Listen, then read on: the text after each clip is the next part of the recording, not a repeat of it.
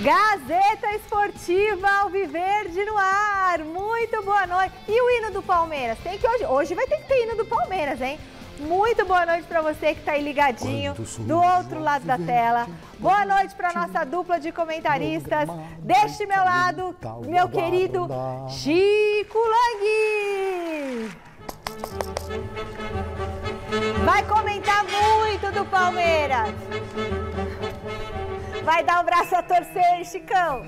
Aprender a cabecear com o Paulo Sérgio. Ele dá uma virada assim. Isso é uma intuição.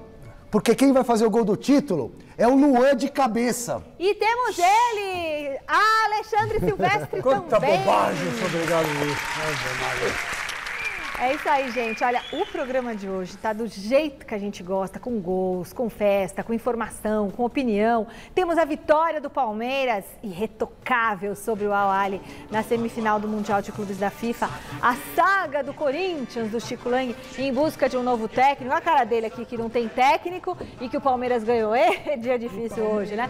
O São Paulo, atrás da primeira vitória na temporada para espantar a crise. Boa, Pachecão. E aí no do Palmeiras, o presidente do Santos abrindo o jogo sobre 2 ex-jogadores badalados e muito mais. Então, ó, segura na poltrona que a gente volta depois dessas dicas. Inclusive, a gente vai falar para você de casa que teve uma explosão lá em Abu Dhabi, a 20 quilômetros do hotel do Palmeiras.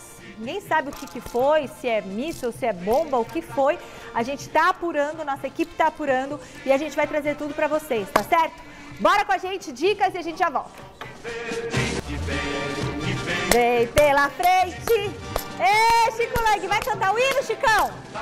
É! Jamais! Campeão! Jamais! Que festa bonita! Que festa maravilhosa! Obrigada pelas imagens que nosso querido Rafael De Luca, o Zuco De Luca mandaram pra gente direto de Abu Dhabi.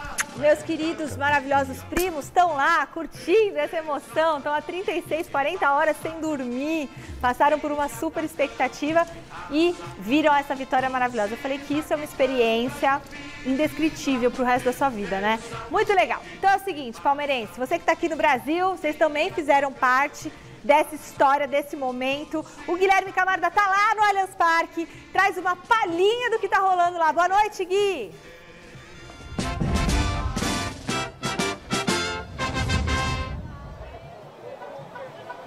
Boa noite, Michele, pessoal do estúdio, todo mundo de casa. Exatamente, estamos em frente ao Allianz Parque, onde a festa acontece desde manhã. A galera toda em peso continua aqui na Caraíbas, na rua Caraíbas, em frente ao Allianz Parque, comemorando muito. A nossa equipe foi lá no meio, nosso querido Harry Joe fez imagens fantásticas dos torcedores junto com o Rafael. Impressionante mesmo a festa, a recepção com a nossa equipe foi muito boa também. E agora o Verdão espera seu adversário amanhã na partida entre Chelsea e Al Hilal. É isso mesmo, lógico que os palmeirenses esperam enfrentar os ingleses, só que tem o Al Hilal pela frente, o Chelsea, que venceu a partida das quartas contra o Al Jazeera por 6-1. Então os ingleses que se cuidem também. E aí amanhã a gente vai ficar sabendo quem vai jogar a grande final contra o Chelsea. Tem até bastante imagem aí da nossa equipe lá no meio. Colocaram touca verde no Harry Joe aqui, né, Harry? Colocaram touca ali. Foi uma festa realmente fantástica. Está sendo fantástica. A galera continua aqui. E mais tarde a gente volta com mais informações para vocês, viu? Beleza, Gui. Brigadão. Olha, daqui a pouquinho você vai ver no Gazeta Esportiva tudo sobre a vitória palmeirense na semifinal do Mundial de Clubes da FIFA. Agora eu quero a sua participação no programa respondendo a nossa enquete do dia. Olha só. Quem foi o principal nome na vitória sobre o Al-Ahly? Foi o Dudu? Nossa, jogou muito, hein? Foi o Rafael Veiga? Monstro, tem que estar na seleção. Foi o Everton? Pegou tudo? Ou foi o Abel Ferreira? Difícil demais essa enquete. Não pode ficar em cima do muro como o Celso Cardoso, que amanhã estará de volta aqui com a gente. Pegou o Covid pela segunda vez. O raio caindo 2 vezes em cima da mesma pessoa. Você, mas tá bem ele. Você pode usar a hashtag Mesa Redonda nas redes sociais. Entra no QR Code, vota no site. Alexandre Silvestre, pode ganhar caneca. Você, ó, palmeirense pode ganhar caneca. O Chico Lang vai mandar pra Aliás, você. a galera caneca. me pede caneca na rua o tempo inteiro. Não tô brincando, não, meu. É só mandar o caneca. WhatsApp. Eu falei, nem eu tenho caneca. Manda o WhatsApp, Eu só uso essa, de vez em quando. 994791633 e escreve no nosso Instagram, embaixo da enquete, que você quer a caneca e você pode ganhar. Fala, Silver, pra você. Ah, Rafael Veiga. É quase que um empate técnico hoje com Rafael o Dudu. com o Dudu. É. Mas o Rafael Veiga. O Abel fez o plano perfeito. Tático. O Everton deu uma vacilada feia, mas teve a sorte do gol ser anulado corretamente, numa arbitragem perfeita. O VAR funcionou perfeitamente e errou quando podia, né? Mas o Rafael Veiga, acho que jogou um pouco melhor que o Dudu, assim, por uma questão de detalhe. Rafael Veiga, um gol de perna direita, uma assistência fantástica. Rafael Veiga, o nome do jogo. E o Dudu também deu assistência pro Rafael Também, Veiga, retribuiu o favor, né? E aí, Chicão? Não, eu ia votar no Dudu, porque eu acho que o Dudu hoje é um dos melhores jogadores de futebol brasileiro. Começou bem a temporada, né? Se preparou bem e tal. Mas eu vou votar no Abel, porque o Abel, como disse o Silvestre, ele fez o plano perfeito para passar para a final. Isso. Vamos deixar bem claro, né? Porque até agora o Palmeiras não ganhou nada, né? O Palmeiras simplesmente foi para a final do Campeonato Mundial de Clubes, que pode ser contra o Hilal ou o Chelsea. Hilal ou o Chelsea. Então quer dizer que vamos esperar o que vai acontecer. Mas o Palmeiras até agora, com toda a euforia que a torcida está tendo, calma, porque não ganharam nada. Mas eu só queria lembrar que talvez tenha sido a melhor apresentação de um time brasileiro na semifinal do Mundial nesse formato. Normalmente, São Paulo sofreu pra caramba, o seu Corinthians sofreu. O Palmeiras jogou uma partida firme. O Flamengo sofreu também. O Flamengo Lembra? também. Tomou 1 a 0, então, o Palmeiras, virou pra 3-1. que eu me lembre, fez a melhor apresentação nessa fase classificatória para a grande final do Mundial. Palmeiras não tomou conhecimento do adversário, teve muito focado, muito firme, muito consciente o tempo todo. Os jogadores mesmo elogiaram, né, toda a preparação que o Palmeiras fez dessa vez, chegando antes, né? Acho que a organização do negócio foi muito bem feita. Da outra vez foi muito em cima, dessa vez eles tiveram 2 dias para se adaptar, para reconhecer o gramado, e também a gente tem que elogiar a preparação física do time, né? Os preparadores físicos ali, que o time entrou voando. Então. Não, o Piquerez, por exemplo, que não havia treinado vários dias porque estava com Covid, jogou, foi firme. Todos foram muito bem. O time já está um ano mais experiente, um ano mais adaptado às estratégias do Abel. Para ganhar do Hilal, é o seguinte, tudo bem, foi perfeito. Esse Hilal aí é pior que o Ituano, gente. Espera um pouquinho, o Al-Ahly ou o que vai ser? O Al-Ahly do Egito. É pior que o Ituano. O Água Santa, aí, o jogo passado, o último jogo do Palmeiras, foi contra o Água Santa, terça-feira. O Água Santa deu mais trabalho pro Palmeiras que esse time que ele jogou hoje. Bom, então, peraí. A semana definitivamente não está sendo das melhores para o futebol egípcio. Além da derrota do Al-Ahly diante do Palmeiras, no domingo o Egito foi derrotado na final da Copa Africana das Nações pelo Senegal. Agora dá só uma espiadinha na festa que os senegaleses fizeram para receber os campeões. É festa no Senegal, meu amigo. No último domingo, a seleção senegalesa de futebol conquistou seu primeiro título da Copa Africana de Nações, ao vencer o Egito de Salah nos pênaltis. E as comemorações da população do país ficaram à altura da conquista. Os torcedores tomaram as ruas de Dakar, capital do Senegal. Olha só que beleza. O presidente Macky Sall, inclusive, decretou feriado nacional como parte das celebrações. Coisa linda demais! É por isso que a gente gosta de futebol. Parabéns, Senegal! Ai, que gostosa essa festa, Silvio. É muito mais que futebol, muito mais que um jogo, né? Um evento social, um evento humano, né? O que o futebol provoca nas pessoas. Eu, por exemplo, que não sou palmeirense, fiquei muito emocionado. Eu estava nervoso com o jogo do Palmeiras. Por quê? Porque eu tenho uma relação muito próxima, tinha com meu avô materno, que morreu agora na pandemia, faz 1 ano e meio mais ou menos, que era um palmeirense doente, foi quem me trouxe, me levou para o estádio pela primeira vez. Então o futebol, até arrepia, cara. E ele é palmeirense? Era palmeirense. Mas então, eu vou falar do Palmeiras ou do Senegal? Estamos falando da reação das pessoas, de como os humanos, muitos sentem o futebol. Então estamos falando do futebol africano, eu estou trazendo o meu exemplo à baila. Eu, que não sou palmeirense, fiquei emocionado hoje, porque ele fez uma conexão com meu avô, entendeu? Sim. Esse tipo de coisa, Chico. É o seguinte, a África, gente, muita gente menospreza a África, porque a África foi um continente muito explorado pelos europeus no século XVIII, XIX. E não respeitaram as tradições tribais que lá existiam. Isso aí é uma coisa, assim, incrível. Dividiram tribos no meio, tentaram juntar tribos rivais, e por isso que deu essa confusão étnica, né? Tremenda lá na África. A África tem uma história maravilhosa, bonita, um folclore lindo. E hoje, no século XXI, a África começou a se levantar, né? E o futebol é um exemplo disso. O Senegal, campeão, é muito importante para o futebol africano. Se bem que se o Egito fosse campeão, também está na África, seria a mesma coisa. Mas eu acho que foi muito importante, porque o Senegal tem produzido grandes jogadores para o futebol mundial, né? Que todos estão jogando na Europa, né? Ou na Europa, ou na China, estão tudo por ali. Mas hoje a África é sim um continente que a gente tem que respeitar. Inclusive economicamente, né? Que está crescendo cada vez mais. Está crescendo, tem país na África crescendo mais que o Brasil. Bom, vamos voltar aqui para o nosso quintal e falar do Campeonato Paulista. José Paes está na redação da nossa Central de Esportes e chega com as informações do São Paulo, que já começa a lidar com um princípio de crise, com esse início de temporada muito abaixo do esperado. Boa noite, José Paes.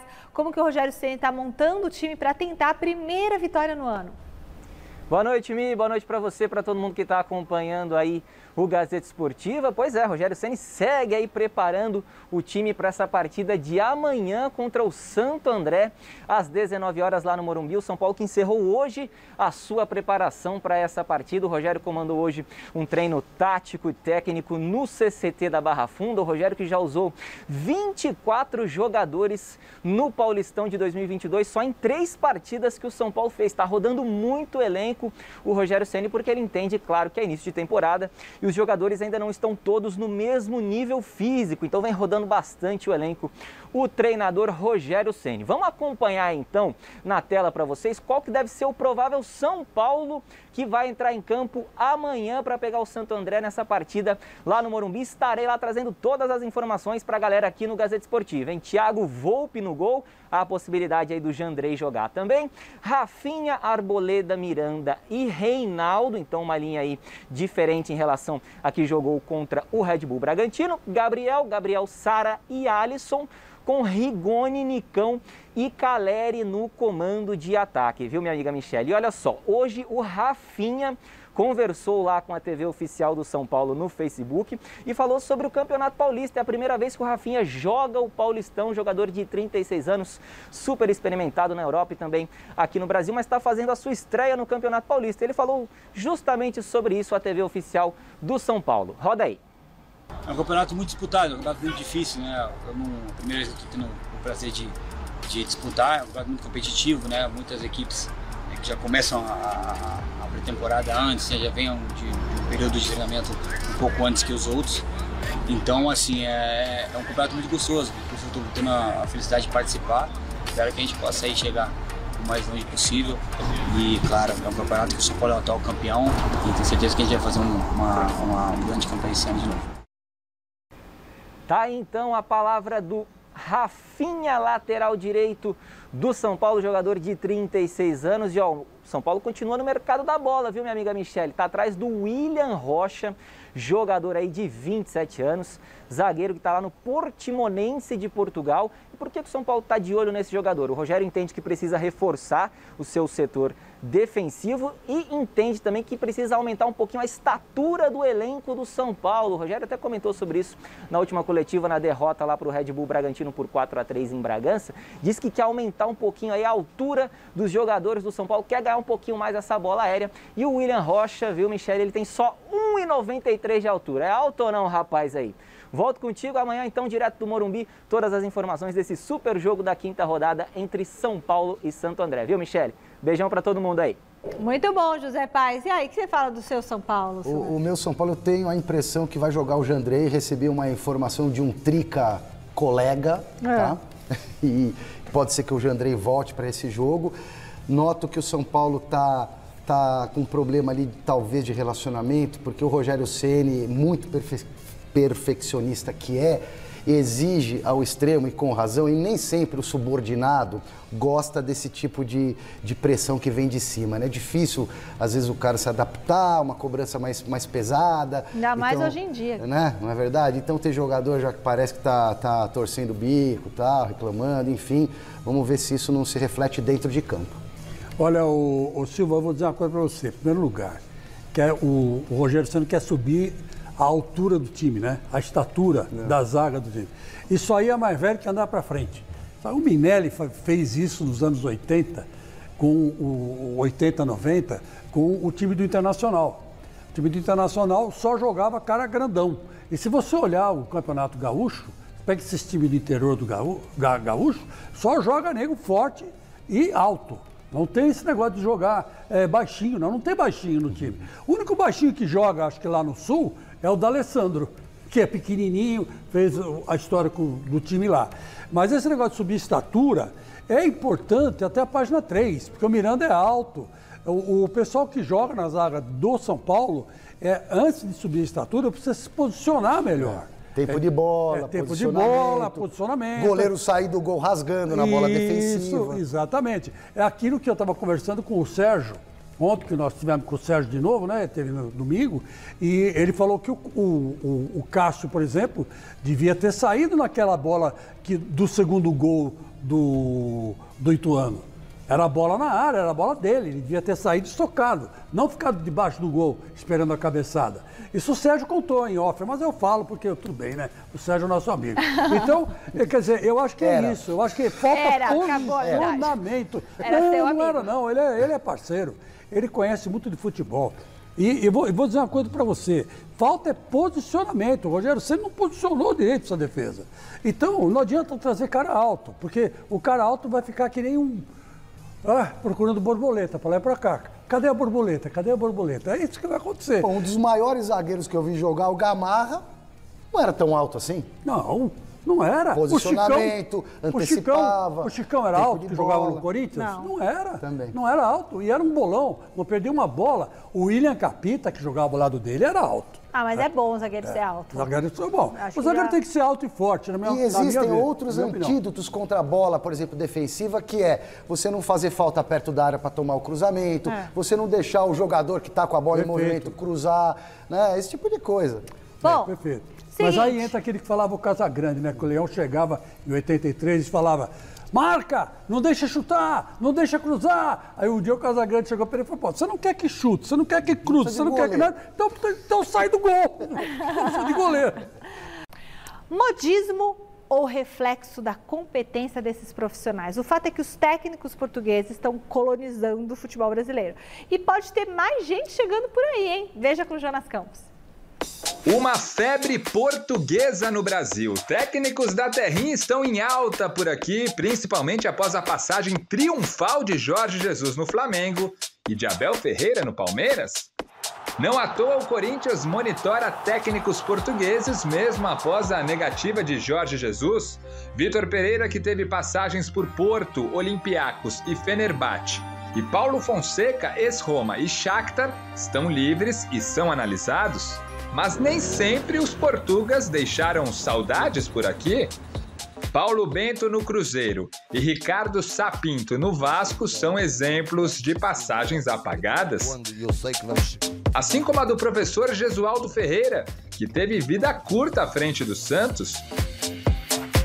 O Atlético Paranaense no ano passado teve Antônio Oliveira em 40 jogos da temporada, mas ele próprio entregou o cargo no mês de setembro.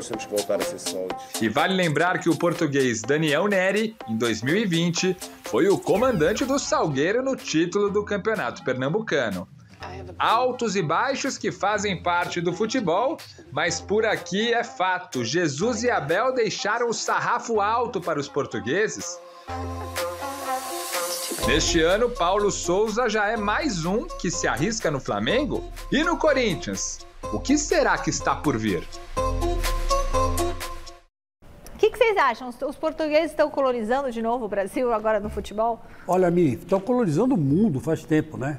Em termos de futebol. Não é de hoje que o técnico português ele tem uma repercussão mundial. Muitos clubes da Europa usam e utilizam o técnico português. Agora, você tem que perguntar por quê. O José Mourinho, por exemplo, né? O José Mourinho, quando ele tinha um conceito mais ofensivo, ele se deu bem. Quando ele passou a jogar um pouco mais defensivamente, nos clubes grandes da Europa, que exigem sempre títulos, e como disse aí o Jonas, uma expressão interessante, o sarrafo europeu bem mais alto, né? Então, o Zé Mourinho caiu bastante, né? O Guardiola não, o Guardiola continua a mesma coisa. Mas como diz o Flávio Prado, que é um estudioso do futebol, e eu respeito muito, de 2009 para cá, o futebol internacional, o futebol em si mudou muito, né? Mudou bastante. E hoje o técnico brasileiro não consegue alcançar o nível do técnico português. E o que nós estamos vendo no Palmeiras, por exemplo, estava conversando aqui com o meu querido Silvestre, o Abel, veja como ele é precavido, como ele tenta antecipar as coisas, né? Veja como ele planejou o Palmeiras para disputar esse Mundial. Veja como ele tinha planejado o Palmeiras para disputar as 2 Libertadores, né?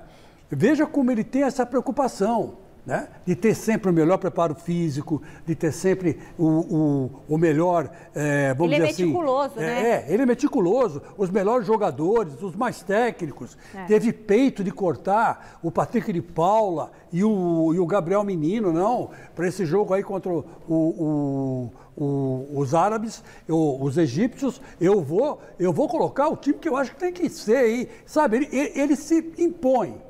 Não vou levar o Endrick. Exatamente, né? Ele não tem esse negócio, quem manda é ele. Então o elenco tem que seguir as ordens dele. E todo técnico português tem essa característica. Você lembra do Jorge Jesus no Flamengo? Ele não tinha esse negócio de poupar jogador. Todo mundo jogava. Não tinha esse negócio não, eu vou poupar, não tinha poupado nada. Ele jogava o Brasileiro, jogava a Libertadores, jogava tudo. Creio eu também, viu, Chico, que o jogador brasileiro que é muito mimado respeita mais o cara que vem de fora. Seja português, seja argentino. Então é um pouco de tudo, mas há também um movimento no bastidor do futebol, falei isso no Mesa Redonda, de alguns empresários que estão movimentando esses treinadores portugueses. Então, os treinadores são oferecidos aos clubes e rola... Não, o futebol a gente sabe que tem muito negócio, né? Então, tem um movimento de bastidor que o empresário está trazendo o técnico para cá, mas também tem a falta de credibilidade do treinador brasileiro e de tudo um pouco que a gente falou. Mas você sabe como começou essa falta de credibilidade? Começou quando o técnico... brasileiro, não, quando o técnico brasileiro começou a ser manager, começou a contratar jogador e pegar porcentagem em cima. Foi aí que começou a cair o prestígio do técnico brasileiro.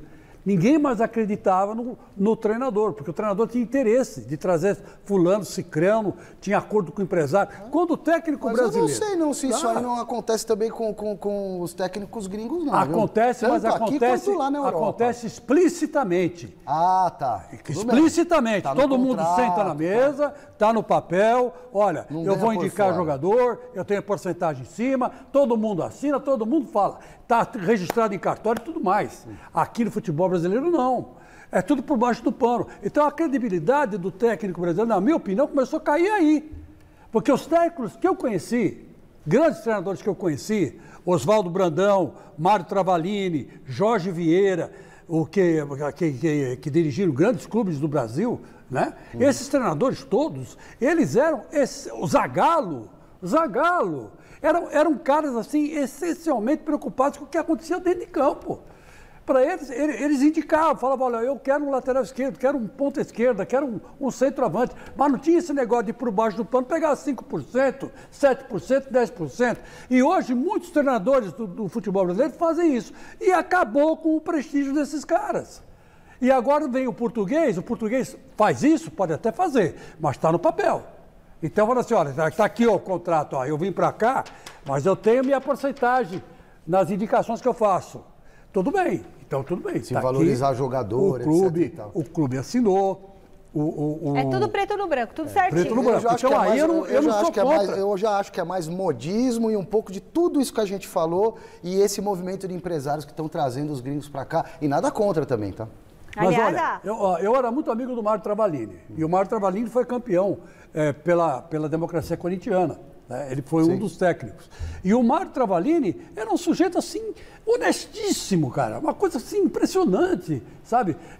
Era até sistemático demais. Eu falava, Mário Travalini, acorda, meu filho. Gostava de uma sopa, né? Gostava de sopa. Veio aqui no Mesa Redonda do Avalone e disse que era paranormal. Foi muito engraçado esse dia, né? No paranormal coisíssima nenhuma, mas tudo certo. Era um treinador fantástico. Essa geração acabou. Ó, daqui a pouquinho a gente vai ver os gols do Palmeiras, tá certo? Essa vitória maravilhosa. E também tudo sobre a explosão que teve lá em Abu Dhabi. Nós estamos com mais informações, nossa equipe está colhendo mais informações para vocês, tá? E o Jonas Campos está no Parque São Jorge acompanhando mais essa novela corintiana. Depois de a busca, né, por um camisa 9, o enredo da vez é a busca por um treinador. Boa noite, Jonas. Em que pé que tá essa história? Tá perto de um final feliz?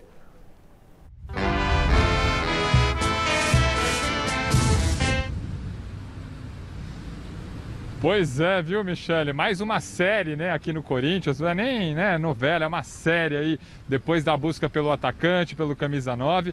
Tanto é que a diretoria agora está trabalhando de maneira silenciosa. A cúpula corintiana tentando evitar o oba-oba que rolou, né, nessa busca, até o momento frustrada por um centroavante, e até o oba-oba que rolou quando o Corinthians trouxe o Silvinho, né? Acabou vazando aí a informação do interesse do Corinthians pelo Renato Gaúcho, depois pelo Diego Aguirre, então veio o Silvinho, presidente do Willian agora e diretoria, trabalhando de maneira silenciosa na busca por um novo técnico. E esse técnico, ao que tudo indica, deve ser estrangeiro, né? Vocês estavam falando aí da falta de credibilidade dos técnicos brasileiros. Diretoria do Corinthians seguindo a linha de apostar num nome do exterior. Pelo menos a tendência é essa. Nenhum nome livre no mercado nacional interessa o Corinthians neste momento e trabalha, portanto, para trazer o que seria o 10º treinador estrangeiro a assumir o Corinthians em 111 anos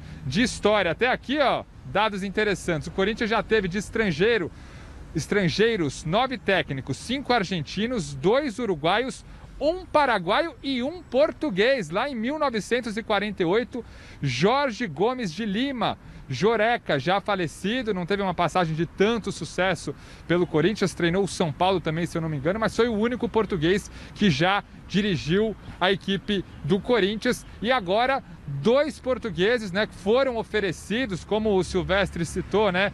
Tem isso mesmo dos técnicos que estão livres, né, por intermédio de empresários serem sim oferecidos, e 2 desses nomes oferecidos que vêm lá de Portugal são analisados pela diretoria corintiana. A gente até mostrou na matéria, né? O Paulo Fonseca é um deles, né? Ex-Roma e Shakhtar Donetsk, e o Vitor Pereira também vai sendo analisado. Esse começou lá no Porto como auxiliar do Vilas Boas, passou também pelo Olympiacos, Fenerbahçe, né? No Porto também comandou a equipe principal como técnico mesmo, né? Não só como auxiliar.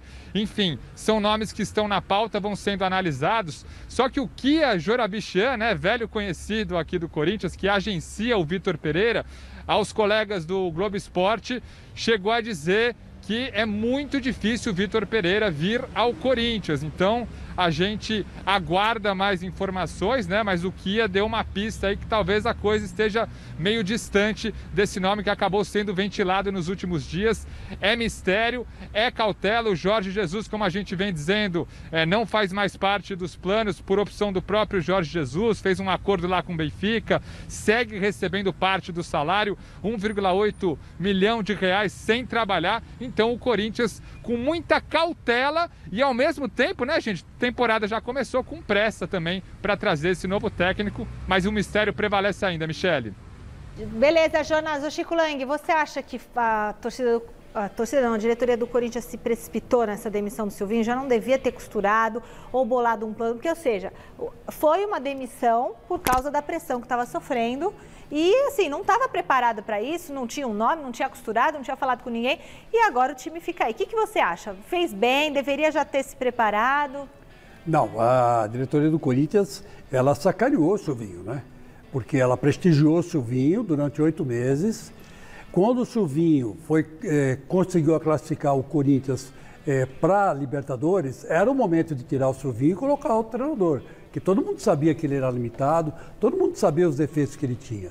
E essa diretoria, por uma questão, eu acho que econômica, né, manteve o Silvinho lá, porque o Silvinho era um técnico barato. Bancou o Silvinho, teoricamente. 280 pau por mês, 300, quer dizer, era um técnico que quebrava o galho. Tá. Então, quando ela dizia, não, ele está prestigiado, ele vai continuar aí, não sei o quê, aí o que aconteceu? Esses patrocinadores que estão chegando agora, viraram e falaram, escuta, vocês estão de gozação, o cara não serve, a torcida inteira está contra ele, vocês estão a favor? Que diabo é esse? Aí, eles se sentiram pressionados pelos patrocinadores que bancam o Paulinho está lá bancado pelos caras, o William está lá bancado pelos caras, o Renato Augusto, Roger Guedes, esses caras já puseram dinheiro no Corinthians. Então aí o que aconteceu? Houve a pressão, e a pressão então eles sacanearam o Silvinho, tiraram o Silvinho, e aí ficaram sem ninguém para pôr no lugar, porque não querem o Renato Gaúcho, não querem Mano Menezes, não querem o Cuca, né? O Cuca, não quer ninguém que é do Brasil. Então agora tem que procurar fora. E o único que está lá ainda é o Helman, né? O Helman ainda tem um certo moral lá com o pessoal. Mas ele, por sua vez, ainda está preso a um time árabe. Tem que pagar uma multa grande lá para tirar o Helman de lá. Então, na minha opinião, vai ficar o Fernando Lázaro. Na minha opinião, vai continuar o Fernando Lázaro. E vou dizer uma coisa para vocês. E não duvidem que esse garoto, que é o filho do Zé Maria, do Super Zé, que foi técnico do Corinthians, deu um jeito nesse time. Porque o que precisa o Corinthians? Organização tática. É isso que precisa o Corinthians. O Corinthians não tem isso. O Silvinho levou 8 meses para encontrar uma organização tática e não conseguiu. Agora, o Fernando Lázaro, em um jogo, já mostrou serviço. Já colocou peças em alguns devidos lugares. Não é muito cedo para falar isso, Chico Lange? Não, porque, Michele, vai ser difícil arrumar um técnico para o Corinthians dentro dos padrões que a diretoria está procurando.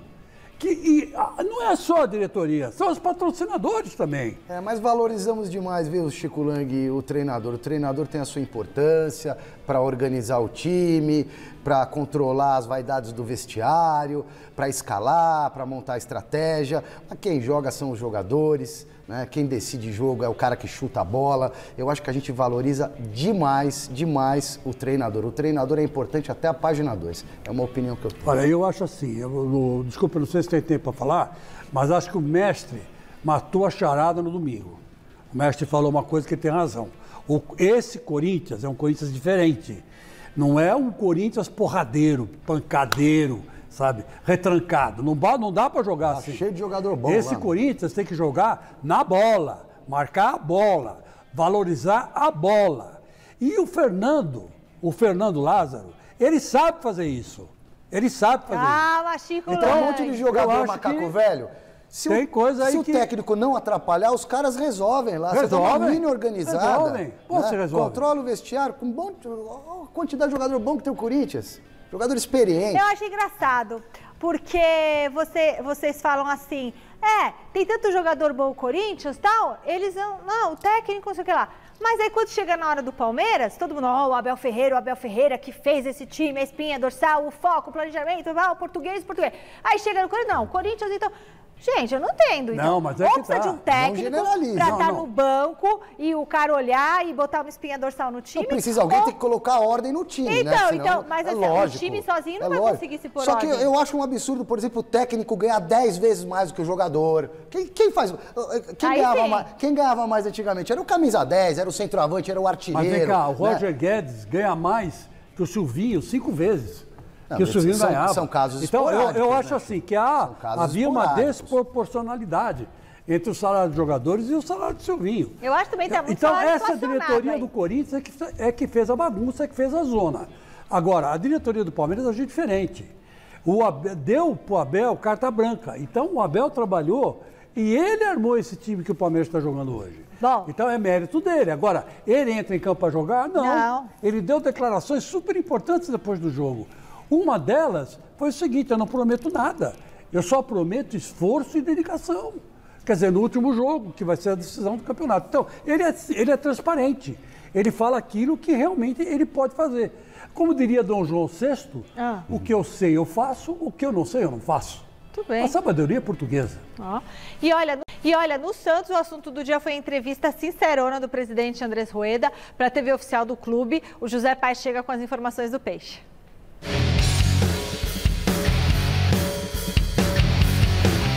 Se dentro das 4 linhas o professor Fábio Carini vem ajustando jogo a jogo o Santos versão 2022, fora dele, o presidente Andrés Rueda também anda trabalhando bastante para gerir o clube. Numa entrevista exclusiva ao podcast oficial do Peixe lá no YouTube, o chefão máximo do Santos explicou, enfim, o porquê da venda do atacante Marinho ao Flamengo por 7 milhões de reais. A gente sempre foi transparente com ele. Falou, aparecendo uma proposta boa para o Santos e boa para você, um jogador no Santos que não queira ficar aqui, eu não vou segurar. Legal. Não apareceu nenhuma. Na primeira conversa, ele, o que seria uma proposta boa? Naquela altura, eu falei, pô, uns 4, 5. Aí passou um tempo e eu, não tem nenhuma dessa. Você tinha que ajudar, tal, não sei o quê, porque ele tinha pego o Covid, aquela história toda. 3. Aí passou o tempo, nada. 2. Nada e acabou de vir proposta. Chegou só essa do Flamengo, que era pelo valor que todo mundo já sabe, que ou pega ou não pega, ou sai de graça. Nessa mesma entrevista aí, o Rueda ainda tocou em um outro assunto no mínimo controverso, a saída do baixinho Soteldo. No ano passado, o Santos negociou o jogador com o Toronto FC do Canadá. Eu, pessoalmente, não queria o Soteldo no Santos. Não importa entrar o porquê, tá? Não é o caso. É uma coisa pessoal sua. É uma coisa... Não é pessoal, é mais pessoal dele. Tá? Eu achava que o perfil dele, do que eu espero do jogador para vestir a camisa do Santos, não é só dar drible e marcar gol. Isso é importante sim, mas tem uma coisa que é mais do que isso, que tem que ser analisada. Isto posto, meus amigos, bora falar de campo e bola porque o Peixaço volta a entrar em ação pelo Campeonato Paulista já nessa quinta-feira agora. A equipe recebe o São Bernardo às 7 da noite na Vila Belmiro. O Santos ainda não venceu em casa no estadual de 2022 e tem nesse pega diante do Bernô a chance de mudar essa questão aí.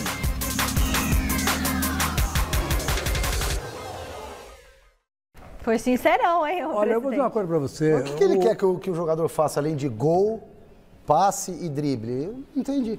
Mas o Rueda tá certo, tá certo. Ele é presidente do clube, ele tem que chamar a responsabilidade para ele e falar, vendi mesmo, vendi porque precisava, tava duro. Não, mas tô falando do Soteldo. Então, o Soteldo não tem o perfil, porque não adianta driblar e fazer gol. Mas tá certo ele não tem perfil não, o Santos não tem dinheiro para pagar. O Soteldo jogou de graça no Santos. O Santos não deu um tostão. Não dá nem para reclamar. Então eu acho que não tem que reclamar. Agora, vai voltar o Soteldo? Não vai voltar o Soteldo. O Soteldo vai ficar onde ele está. Mas a esperança, Chico Lang, porque o Santos é um caso muito sério, né? Como brota talento naquele lugar. Tem um ótimo goleiro, tem 2 meninos aí que já despontaram bem no ataque e tem 2 jogadores experientes, o Goulart e o Sanches. Dá para fazer um caldo chegando mais uma outra. Vamos ver então como que foi a vitória do Palmeiras sobre o Al-Ahly. Vamos lá, valeu vaga na grande final do Mundial de Clubes da FIFA, na tela para você. This is the big chance here and scores! A real opportunity for Palmeiras. It's a thrilling strike. It's Dudu. O Palmeiras está na final do Mundial Interclubes da FIFA. A torcida alviverde lotou o estádio Al Nahyan e soltou o primeiro grito de gol aos 39 minutos. Rafael Veiga marcou de pé direito depois dessa assistência maravilhosa de Dudu. A dupla carregou o Verdão e inverteu os papéis no segundo tempo.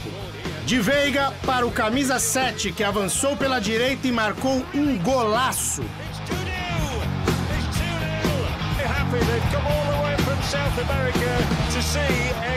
Na sequência, o goleiro Everton falhou. Quem diria, hein? Mas o VAR anulou o gol dos egípcios. Detalhe para a nova tecnologia da FIFA, que está sendo testada neste Mundial. Antes do apito final, Ayman Acharaf foi expulso depois de o árbitro rever no monitor essa entrada aí no Rony. Agora, o Alviverde imponente espera o vencedor de Chelsea e Al Hilal para saber contra quem será a finalíssima do Mundial Interclubes no sábado.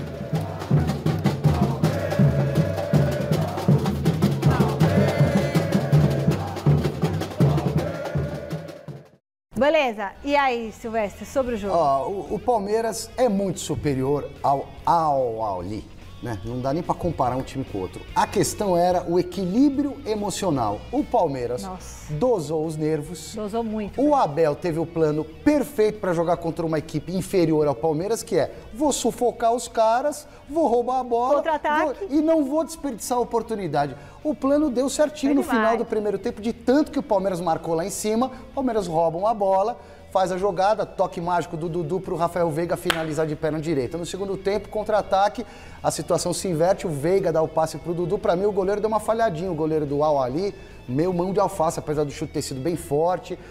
A bola passa meio que em cima da cabeça do goleiro. O único senão foi o Everton, né, que deu uma falhada feia num lance que poderia ter complicado a vida do Palmeiras.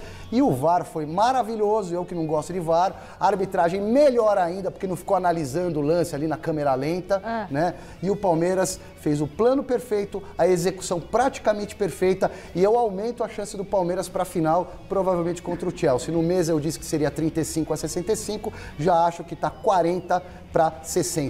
E parabéns para a torcida do Verdão, que lotou o estádio, me lembrou muito o Parque Antártico, o Palestra Itália, o estádio lá, e a tal da maior torcida do mundo estava em número muito inferior à torcida do Palmeiras, que fez uma grande festa para desespero deste homem que senta-se à minha esquerda. Bom, a torcida que você disse que é uma das maiores do mundo não foi para o Emirados Árabes porque levou uma cacetada, né, no domingo passado, né, da seleção que nós vimos aí, da seleção de Camarões. Ué, porque 6 caras eram titulares da seleção do Egito. Mas eu estava falando da torcida. Não, então, a torcida desanimou, pô, perdeu a Copa da África. Então, quer dizer, que se dane o time. Jogou tudo para cima. Isso acontece, né? Agora, o Silvestre tem razão, o Palmeiras jogou bem melhor. E o que eu achei legal foi que dessa vez o português não jogou no 3-5-2. Ele jogou no 3-4-3. Ele mandou os 3 atacantes marcar lá na frente, né? Isso foi legal, porque ele colocou o Dudu na direita, e colocou o Rafael Veiga pelo meio e o Rony pela esquerda. E os zagueiros não conseguiram sair com a bola. E isso atrapalhou bastante o futebol dos caras. E o futebol dos caras, no velho 4-5-1, né? Assim, super óbvio.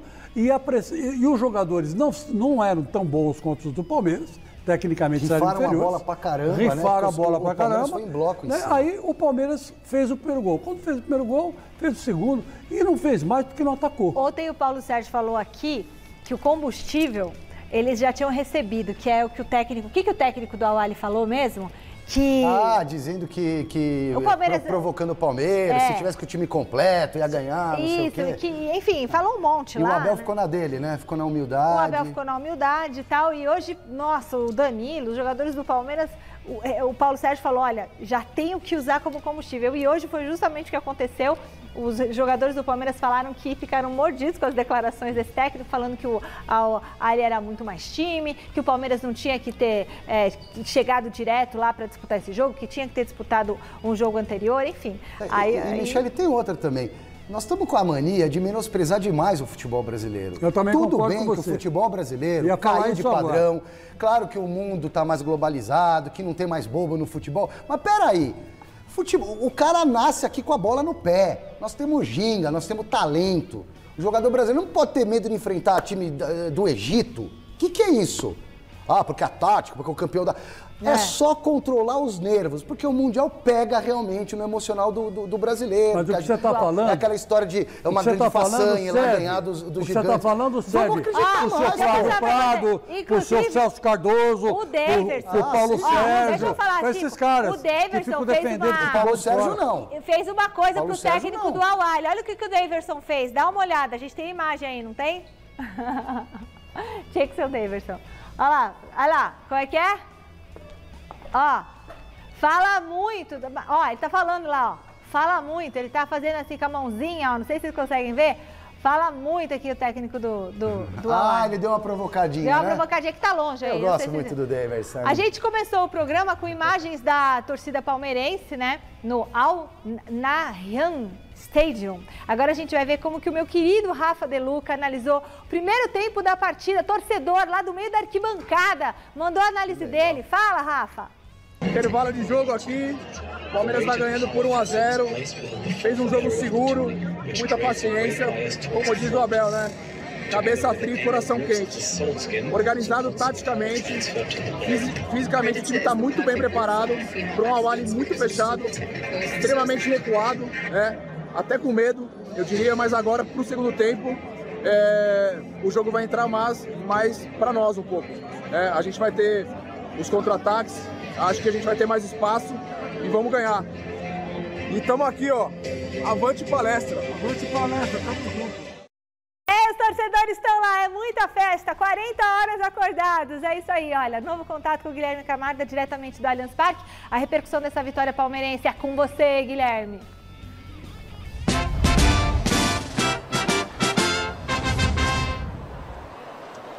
Isso aí, Amy, voltamos, estamos firmes e fortes aqui no Allianz Parque. A mesma coisa que a torcida do Palmeiras que não sai daqui, a festa continua. Inclusive estava passando replay dos gols e gritaram gol de novo aqui. O pessoal não saiu da frente do Allianz Parque. 7º brasileiro a chegar a uma final de Mundial de Clubes. E agora, falando do mais ovacionado pela torcida, com certeza é o Abel Ferreira. O Abel Ferreira já é ídolo palmeirense, com certeza. E ele chega à sua 7ª final desde que chegou ao Palmeiras em 2020. Então, em 2 anos, chegou em 7 finais agora com essa final da do Mundial de Clubes. Olha só, fazendo história no Palmeiras. Outra coisa que é bom lembrar, amanhã vai ter o Chelsea contra o Al Hilal. O Chelsea é a sua segunda participação do Chelsea no Mundial de Clubes. Perdeu para o Corinthians e está vindo para a sua segunda, então, ou seja, é muito importante deixar frisado que o Chelsea não tem Mundial, então vamos ver se continua sem aí, Michele. Voltamos com vocês. Boa, Guilherme Camarda. O Chelsea não tem copinha também, nem Mundial. Copinha não vai ter. Agora vamos lá. Você, Silvestre, o Chico eu já sei o que ele acha, o Flávio Prado eu já sei o que ele acha, agora eu quero saber de você. Você acha que dá para o Palmeiras ganhar do Chelsea na grande final? Acabei de falar que a chance do Palmeiras, na minha opinião, depois dessa estreia, que aumenta a confiança, uma estreia firme, aumenta também a chance do Palmeiras de 35, na minha conta, tá? De 35 para 65, 40 para 60. Tá. Claro que o Chelsea é mais time. É óbvio que o Abel vai ter uma estratégia diferente contra o Chelsea. Será? Al-Ahly é um time inferior ao Palmeiras. Palmeiras foi protagonista. O Abel já falou isso. Quem lê nas entrelinhas não precisa nem ser entrelinhas. Ele já falou isso diretamente. Ele é seu amigo, né? O Chelsea, mais ou menos. Outro dia ele parou lá e ficou vendo o meu boletim. Abriu a janela e eu não percebi. Ele ficou me vendo lá. Audiência qualificada do Gazeta Esportiva. Abel, vou te levar para comer um bacalhau ainda. Querer tomar um vinho do Porto. Então o Chelsea, como é mais time que o Palmeiras, a postura do Palmeiras vai ser diferente. Aqueles 3 zagueiros lá, o Piquerez jogou de zagueiro, né? Ele vai manter, vai recuar os laterais, vai fazer o bloqueio. E o Palmeiras, num jogo, dá muito bem para encarar. É um jogo, o Chelsea não é a 8ª maravilha do mundo. Não é. É um time melhor do que o Palmeiras. Mas o Palmeiras tem as suas qualidades e tem o plano. E vai ganhar de 1-0 com gol do Luan. Esse Chelsea é melhor que o seu Chelsea, que o Corinthians ganhou? É, muito melhor. Esse é muito melhor que aquele? Nós fizemos aquele tinha o Davi Luiz, não é? Nós fizemos no Mesa Redonda a comparação. Do Chelsea? O Chelsea de hoje é muito melhor do que o Chelsea que encarou o Corinthians. E o Chelsea que encarou o Corinthians foi meio que de alegre pro Mundial também, né? Esse Chelsea que vai, ele não vai de alegre, ele vai preparado. Então vai ser um jogo em que se o futebol prevalecer o que tem que prevalecer, que a lógica, né, nem sempre prevalece, mas se prevalecer, Chelsea 7-0. E você vai na quadra da Mancha Verde comigo. Recado do WhatsApp, sábado. pode pôr no ar. Boa noite, Gazeta Esportiva! O melhor programa do Brasil! O melhor jogador, o meu que foi destacou aí foi o Dudu mesmo, Michele. É nóis, Michele. Aqui é o profeta Elias da Vila Joanina Missionária. Vamos ganhar a caneca, Michele! Boa noite, Michele. Boa noite, Chico. Boa noite, Silvestre. Sem dúvida nenhuma, quem foi o responsável pela vitória do Palmeiras hoje foi o Dudu. Que o ano passado ele não estava e o Palmeiras nem chegou lá. E ele deu essa força ao Palmeiras. Vicente de Diadema, aqui Parque Real. Boa noite, Michele. Boa noite, Silvestre e Chico. Olha, respondendo a enquete aí, eu vou ficar com o Abel. Apesar do Dudu e o Veiga vem jogando bastante, não é agora não, né? Há muito tempo. Mas pela estratégia toda aí, que nem o Chico Lang falou aí, vou votar no Abel. Michele, eu quero ganhar a caneca, que é Paraíba de Porto Ferreira, São Paulo. Um abraço a vocês aí. Chico Lang, vai ter que engolir nós. Bom, sobre a bomba, foram 2 explosões. A delegação do Palmeiras está bem, as autoridades estão apurando o que aconteceu. Mais informações no site gazetesportiva.com. O principal nome do Palmeiras na vitória sobre o Al-Ahly foi? Põe a enquete no ar. Quem foi? Dudu, 52% dos votos. Pessoal, a gente volta amanhã. Obrigada pela audiência. Beijo, Silvestre. Beijo, Chico Lang. Tchau. Beijo.